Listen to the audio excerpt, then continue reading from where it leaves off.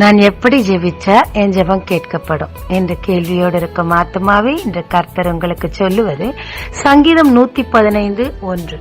எங்களுக்கு அல்ல கர்த்தாவே, எங்களுக்கு அல்ல, உமது நாமத்திற்கே மகிமை உண்டாவதாக. தன் மகன் மரிக்க போகிறானே, ஜீவனை தாருமே என்று கதறி அழுத போதும் தாவீதின் ஜெபம் கேட்கப்படல. ஆனால் சத்துருக்களின் நெருக்கத்திலிருந்து விடுவிக்கப்படவும் தேவன் நாம மகிமைக்காகவும் அவர் ஜெபித்த போது ஜெபங்களும் கேட்கப்பட்டது, தேவனின் நாமமும் மகிமைப்பட்டது. பிதாவின் நாமம் மகிமைப்பட ஜெபிக்கும் போது ஜெபம் கேட்கப்படும் என்று வேதம் சொல்லுது. ஸ்தோத்திரத்தோடு கூடிய விண்ணப்பம் பவர்ஃபுல்லானது என்று வேதம் சொல்லுது. என் ஜெபம் கேட்கப்படும் என்ற விசுவாசம் வரும்போதே ஸ்தோத்திரம் வருங்க. ஸ்தோத்திரத்தோடு சுயநலம் இல்லாம தேவ மகிமைக்காக நாம் ஜெபிக்கும் போது நம் ஜெபங்கள் கேட்கப்படுங்க. ஜெபிக்கலாமாங்க. தேவரீர் உம் நாம மகிமைக்காக சுயநலம் இல்லாமல் ஜெபிக்க எனக்கு கற்றுத்தாரும்.